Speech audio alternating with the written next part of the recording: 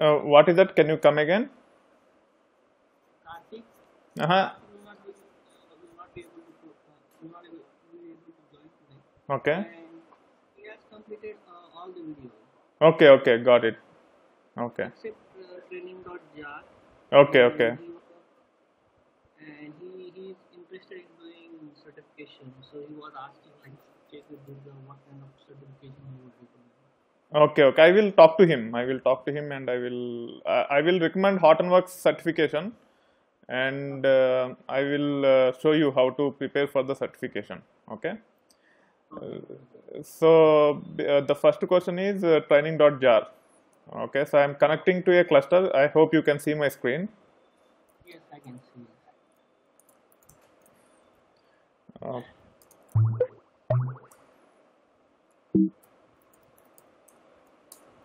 so I'm connecting to one of the clusters, and you will have sudo permissions, or you will be logging in as root only on our cluster, right? So Yes. if you run sudo, no need to run sudo. If you log in already as root, no need to run sudo, and then you can actually start from the root directory.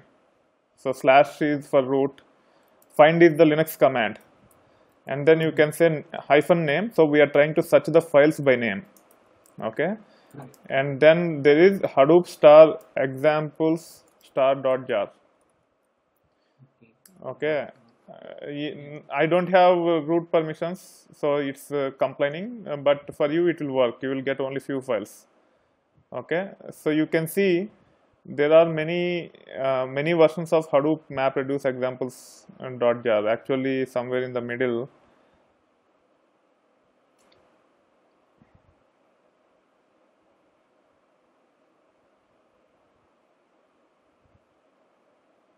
Yeah, I can see that example. Yeah, so you have the Hadoop. Which directory after root? What is the directory? It is slash opt or Let me put that in the outside channel. yeah, yeah, that should be fine. Yeah.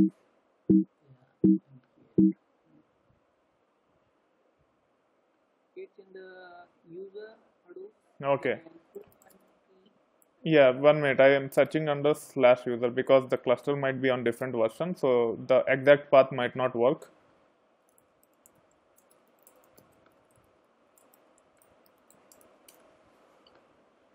Okay, so there it's here. In my case, it's user HDP, then the HDP version Hadoop MapReduce examples.jar. Okay, yeah. so you can take this one, and under Hadoop there is fs command to deal with file system, to create the Yes. files, etc. And then if you just type Hadoop and hit enter, you can see other commands also, like getting the version. You can use version command. Jar is to submit the jobs. Either you can use Hadoop jar or yarn jar. So in the latest version, they are recommending yarn jar command rather than Hadoop jar, but both work in the same manner. So you can either say Hadoop jar or yarn jar. Okay, and then we copied this jar file, right? You can paste it here and just hit enter. Oh, okay. Then it will show the usage. What are the programs it already have? Okay, so it has program called word count, it has program called random writer, it has program called random text writer. But if you use this random writer or random text writer, it will generate 10 GB worth of data. So if you have good size cluster, you can try the writing invoking random text writer. But for your cluster, random text writer might be too much. So for that, what you can do is you can just copy this text. I'm just creating some data so that we can invoke other applications such as word count, word mean, word median, etc. Okay, so I'm creating word count dot text. Okay, it's already there. Anyway, I will delete this one and paste this new text, save it, come out, and then we have to copy this file into Yeah. our HDFS directory. Okay, so this is my home directory or user space in HDFS, so I'm copying into there. So it's already there. I can use I think -f to override the file. Okay, now it is copied.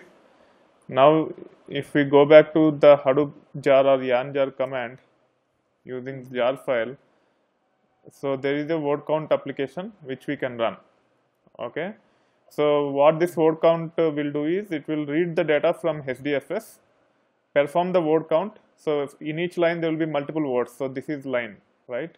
So it has multiple words. So using space as the delimiter or separator between the words, it will break down each line into multiple words and it will perform the count of each word. Okay, so that's the functionality of this application. So the application name is word count. So here I have given word count as the application name, and then it expects the HDFS directory or file. In this case I am giving the file name. You can even give the directory, no need to give the exact file name, but I have many files under that location and I just want to invoke on one file, so I am giving the fully qualified path of the file rather than the directory. And then for output we have to give output directory which is not existing. Okay, so let me say wc output. So this directory should not be there. If it is there, it will fail. You have to give a non-existing directory. This is the jar file which they have provided to you to just validate whether everything is set up properly. Okay, and the function, so it uses the typical functionality wherein it expects that output directory does not exist. In actual applications, the developers will take care of doing the check programmatically, and whatever action that needs to be taken for their requirement, they will developers have to take care of it. But for this application, this is the functionality. You have to give the non-existing directory, which is typical in Hadoop.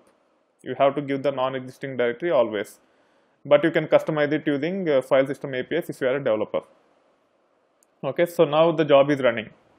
So if you go back to this command again, yarn jar, give the fully qualified path of the jar file name. It has many applications in that, so we are invoking the word count application out of it, and then we have provided the input path and the output path for the application. So it has read the data from word count.txt file and performed the word count and written it back to this output directory. Okay, now we can go. You can see this Hadoop fs-ls and hit enter. You will see the file which have generated the word count. If you want to cat,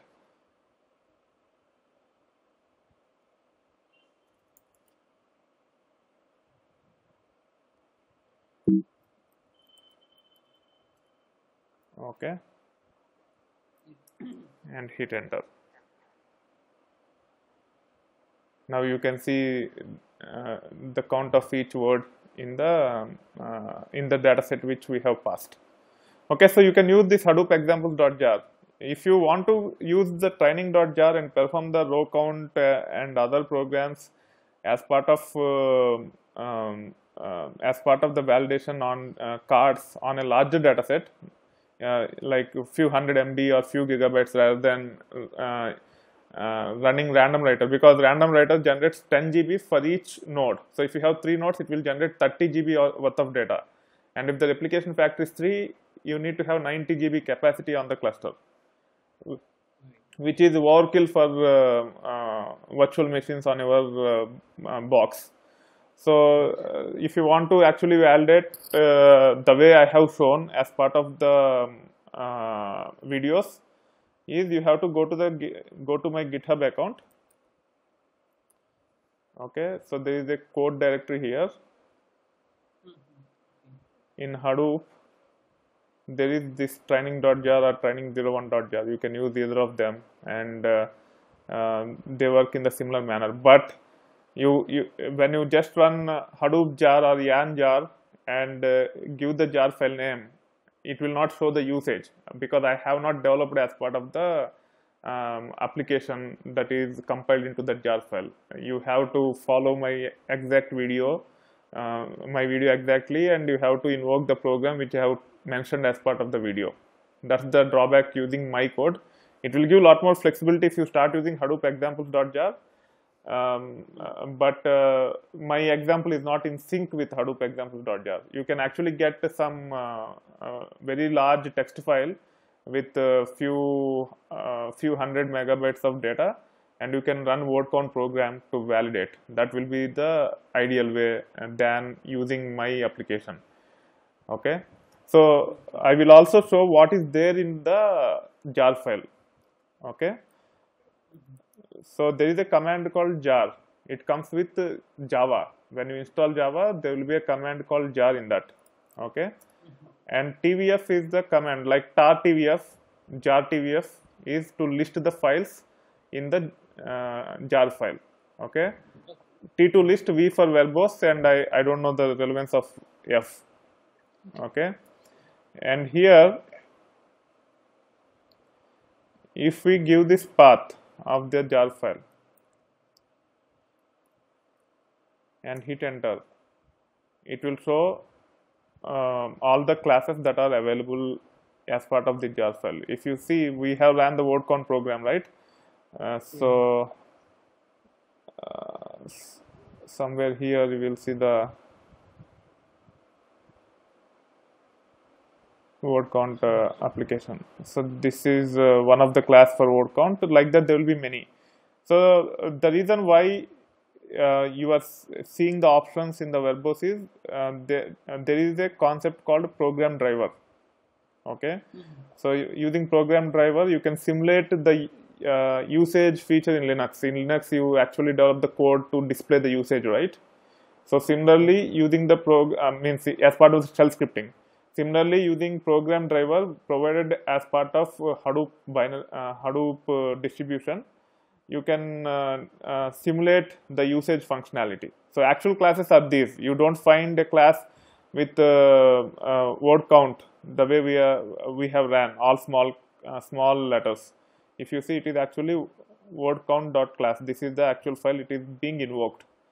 Okay, but who will invoke that is, there is a program called a driver in this.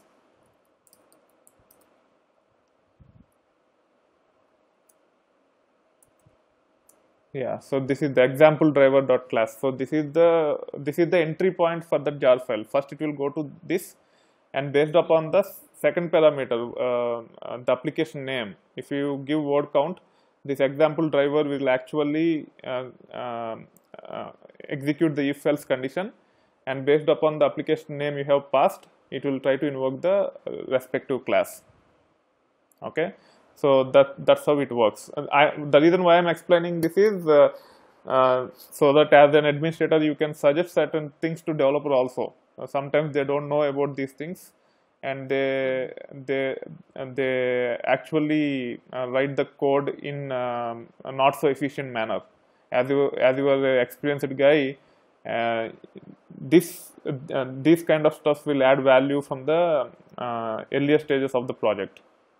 So just giving the overview about how it executes. You can actually run these commands, jar tvf and all those things. If you could not run the jar tvf, if the jar is not working, again you have to use the find command. Go to find, give / name and search for jar. Okay, and so it will give the path of the jar file the program. Sometimes as part of the installation, the path might not be, the path which have the jar might not be added to the environment variable path, or it might not be in user bin. In that case, it will not be able to find the application jar, even though it is there as part of your system. If you have Java, you will have the jar file. Only thing is, if they don't add the exact the parent directory of the jar as part of the path, or if they don't create the soft link as part of user bin, you will not be able to find the jar, and it will not execute. So if it fails, run this command, make sure you have the jar application, and then you can run the jar TVF. So this tip using jar TVF will help even while troubleshooting the issues, not only for Hadoop MapReduce, to understand the Hadoop MapReduce examples.jar. Sometimes you will when the programs are run, the program will throw class not found error. Okay, so if the class not found error comes, you have to check whether that class is there in the jar file provided by the developer or the dependent jar files that are delivered as part of the application jar. So that will help you troubleshooting the issue and tell the developer that this class is not there as part of the jar you have provided, so it's failing. So so it will help in many ways. Okay. So 1 minute before we go to the next question, I am saving this video.